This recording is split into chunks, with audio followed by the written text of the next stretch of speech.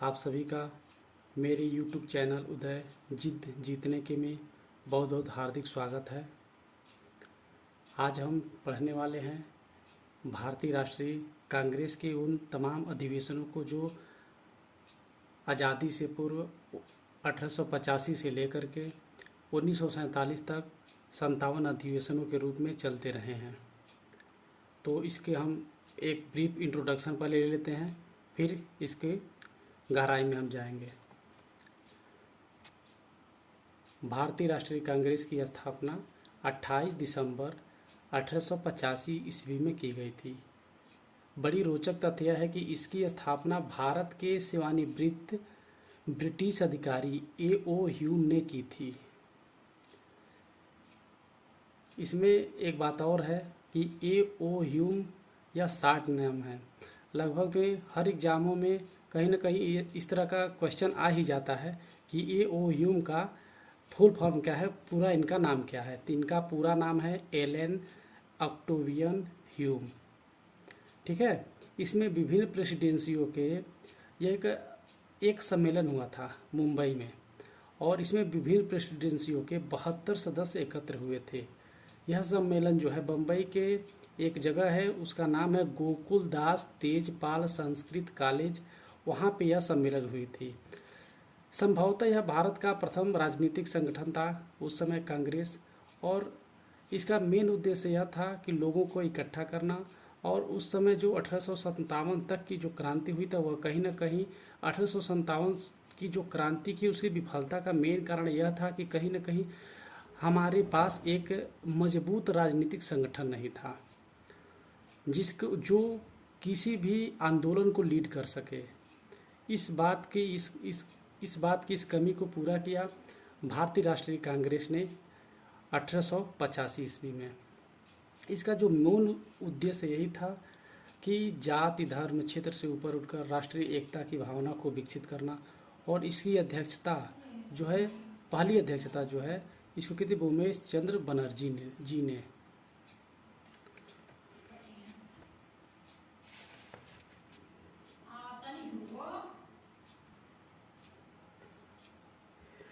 तो आइए दोस्तों, अब हम शुरुआत करते हैं उन तमाम अधिवेशनों को जो अधिवेशन कहीं ना कहीं एग्ज़ाम में इनमें से घुमा फिरा करके ही पूछता है। वैसे तो अधिवेशन लगभग में 57 हुए हैं, लेकिन यहाँ पे उन्हीं का ही वर्णन किया गया है जो लगभग में इम्पोर्टेंट है और जो परीक्षा की दृष्टि से महत्वपूर्ण है। तो चलिए हम बात करते हैं पहला कांग्रेस अधिवेशन का। तो पहला कांग्रेस अधिवेशन हुआ था मुंबई में, जैसा कि मैंने बताया है कि पहला अधिवेशन जो होता है मुंबई में हुआ था। ये हुआ था 1885 में, और इसकी अध्यक्षता किए थे बिमलेश चंद्र बनर्जी ने।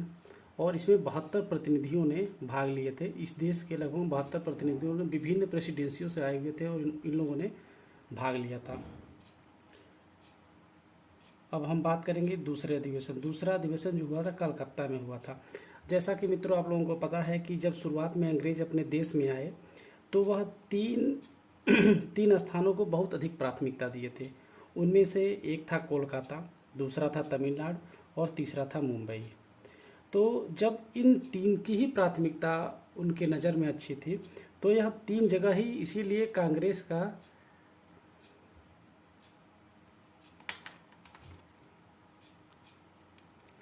तो दूसरा अधिवेशन होता है कोलकाता में 1886 में, और इसकी अध्यक्षता किए थे दादा भाई नौरोजी, जो कि पहले पारसी थे, जिन्होंने इसकी अध्यक्षता की थी। तीसरा अधिवेशन हुआ था मद्रास में, जो वर्तमान में तमिलनाडु नाम से प्रचलित है।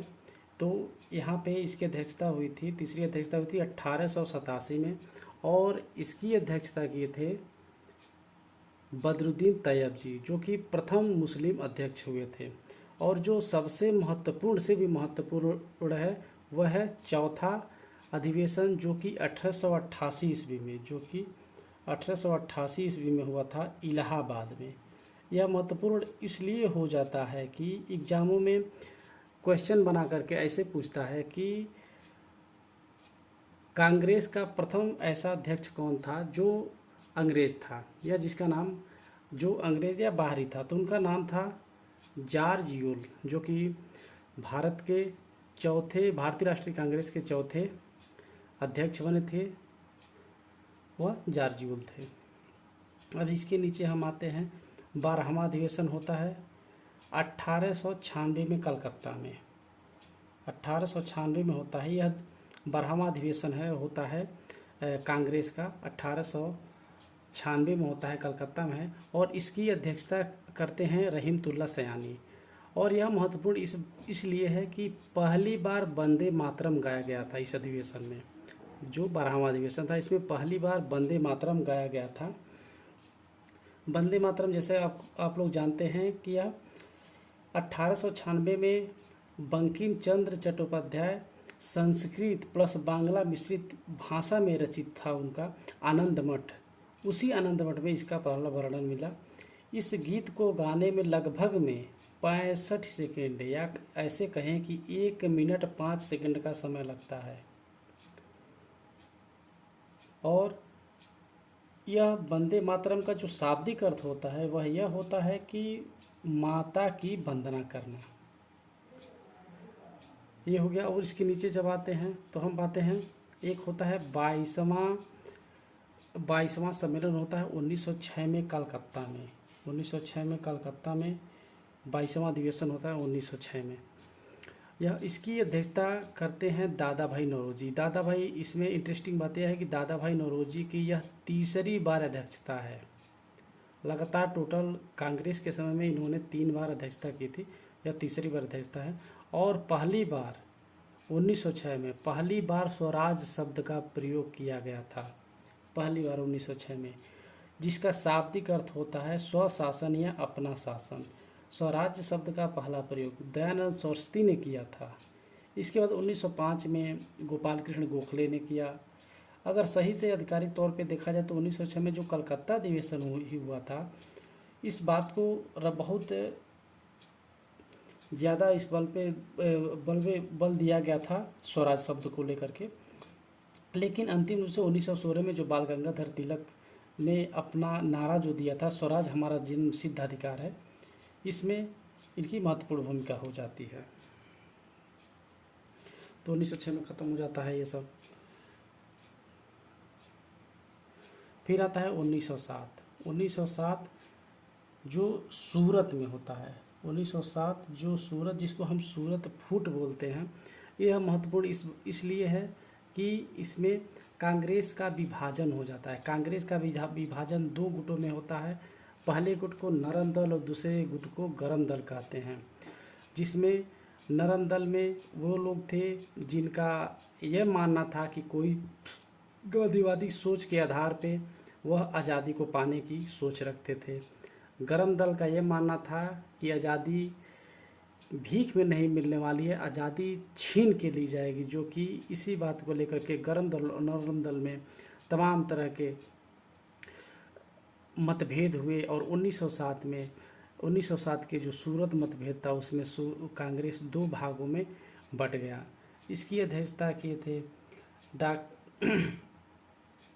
डॉक्टर रास बिहारी घोष, इसके अध्यक्ष थे, जो कि प्रथम विभाजन हुआ था।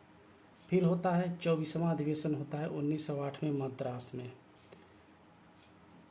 1908 में 24वां, इसकी अध्यक्षता किए डॉक्टर रास बिहारी घोष। यह कारण यह था, यह महत्वपूर्ण इस बात को लेकर के कि पहली बार कांग्रेस संविधान का इसमें निर्माण होता है, पहली बार कांग्रेस संविधान का निर्माण होता है। अब आते हैं 27वां 1911 कलकत्ता। 27वां जो है 1911 कलकत्ता। इसकी अध्यक्षता की थी पंडित बिशन नारायण धर ने। और यहाँ पे पहली बार जनगण मन गाया गया था, जो हमारे देश का राष्ट्रीय गान है जनगण मन, जिसकी रचना किए थे रविंद्रनाथ टैगोर ने, जो 1913 में इनको नोबेल पुरस्कार मिला था। और एक बात और, यह एक ऐसे कवि या लेखक हुए जो 2 देशों का राष्ट्रगान जिन्होंने लिखा था। एक तो अपने हिंदुस्तान का लिखा था जनगण मन, दूसरा इन्होंने लिखा था बांग्लादेश के लिए, उसका नाम है अमार सुनार बांग्ला। फिर आता है 32वां 1916 जो लखनऊ में 1916 32वां अधिवेशन होता है लखनऊ में, और इसकी अध्यक्षता की है बंकिम चरण मजुमदार ने। फिर आता है 33वां अधिवेशन 1917 कलकत्ता का, इसकी अध्यक्षता की श्रीमती एनी बेसेंट, जो कि प्रथम महिला अध्यक्ष थी कांग्रेस की। यहाँ पे एक जो प्रश्न आता है वो ये आता है कि कांग्रेस की प्रथम महिला अध्यक्ष कौन थी। तो प्रथम महिला अध्यक्ष जो थी यही श्रीमती एनी बेसेंट थी। और एक प्रश्न और आता है कि भारत की प्रथम महिला, कांग्रेस की प्रथम महिला अध्यक्ष, तो अगर बाहर की कोई बात पूछी तो प्रथम महिला अध्यक्ष श्रीमती एनी बेसेंट होंगी, लेकिन अगर भारत की प्रथम महिला अध्यक्ष होंगी तो 1925 में श्रीमती सरोजिनी नायडू, जो 1925 के कानपुर अधिवेशन में अध्यक्षता की थी। इस बात को विशेष ध्यान देने की आवश्यकता है। 1918 में बम्बई में एक विशेष अधिवेशन हुआ था, उसकी कोई बहुत वो नहीं है, लेकिन इसमें यह था कि कांग्रेस फिर बंट गया, चूँकि 1907 में कांग्रेस का विभाजन एक बार हो चुका था, फिर 1918 में कांग्रेस का दोबारा विभाजन हो जाता है। फिर 36वां अधिवेशन आता है 1920 में। 36वां अधिवेशन आता है 1920 में, ये होता है नागपुर में, और इसकी अध्यक्षता की थी सी.बी. राघवाचार्य ने इसकी अध्यक्षता किए थे। और यह महत्वपूर्ण इसलिए है कि इसमें कांग्रेस का संविधान में परिवर्तन किया गया था, इसलिए यह महत्वपूर्ण है। और 1923 का विशेष अधिवेशन हुआ था दिल्ली में। 1923 का एक विशेष अधिवेशन हुआ था दिल्ली में, 1923 में विशेष जो दिल्ली में हुआ था, और इसकी अध्यक्षता किए थे अबुल कलाम आज़ाद। महत्वपूर्ण इसलिए है कि सबसे युवा अध्यक्ष हुए थे अबुल कलाम आज़ाद।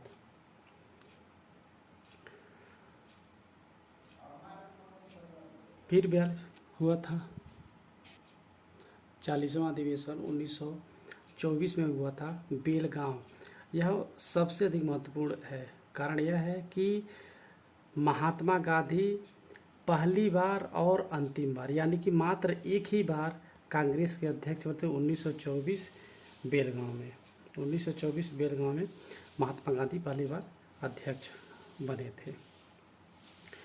फिर बात आती है 41वां अधिवेशन कानपुर 1925।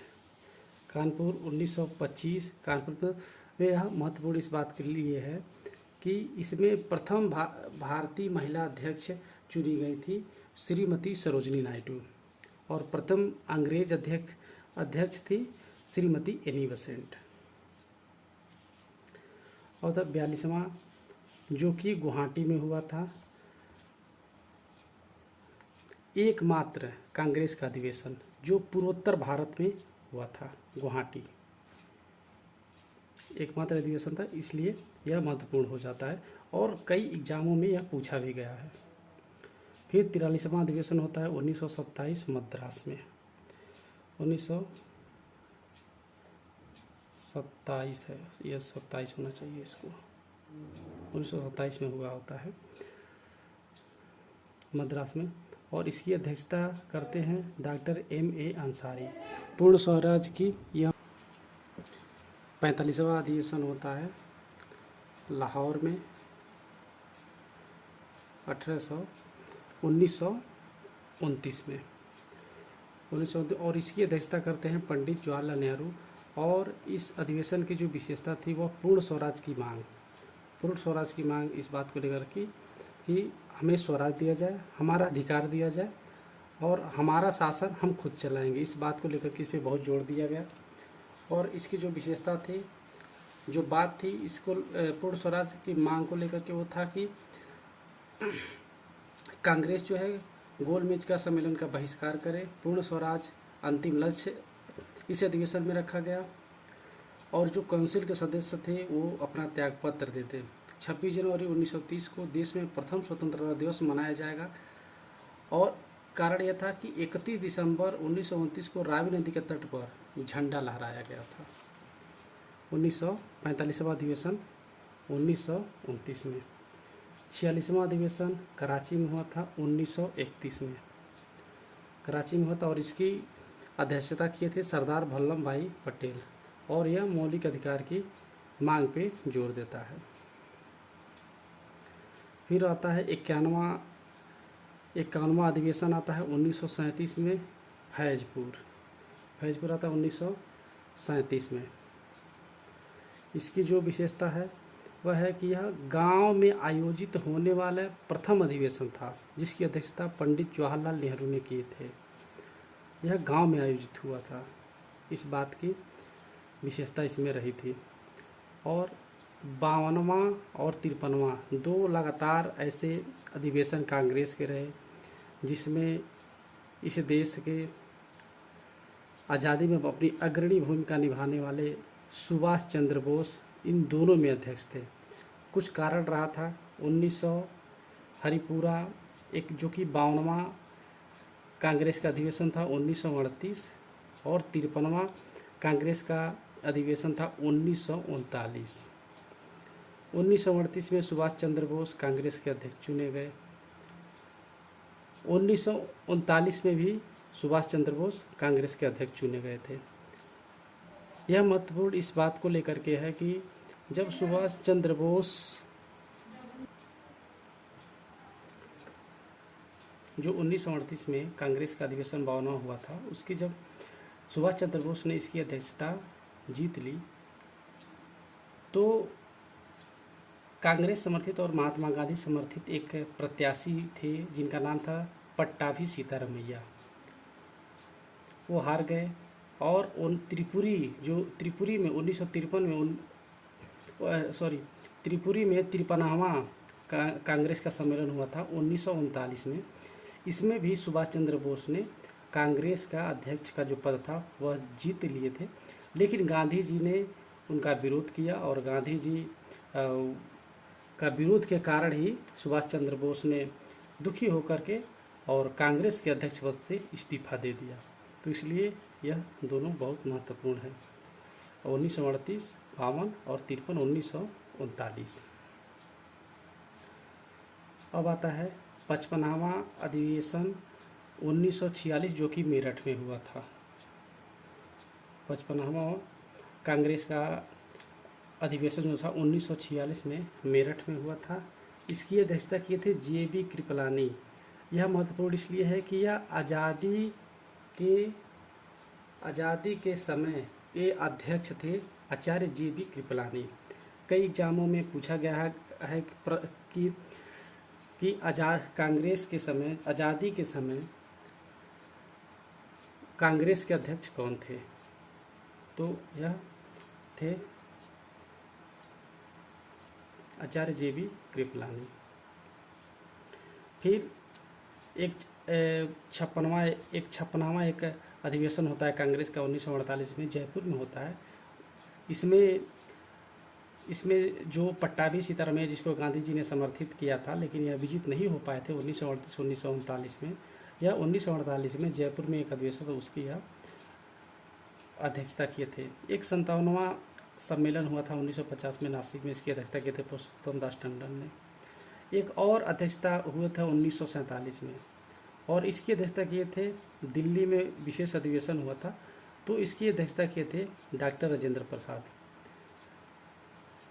बाकी अन्य भी जो इसमें जो भी अधिवेशन वर्णित है उनका, जैसे यहाँ पे कोलकाता है, कोलकाता में टोटल 10 सम्मेलन हुआ था, लेकिन यहाँ पे मात्र 6 सम्मेलनों का ही वर्णन है। ऐसे ही मुंबई है, क्योंकि मुंबई में टोटल 6 सम्मेलन होते लेकिन 3 का वर्णन है, और यहाँ पे उसी को वर्णित किया गया है जो परीक्षा की दृष्टि से बहुत ही महत्वपूर्ण है। मैं आशा करता हूँ कोई आप लोगों को यह पसंद आया होगा। अगर पसंद आया हो तो मेरी इस चैनल को लाइक, शेयर और सब्सक्राइब अवश्य करें। धन्यवाद।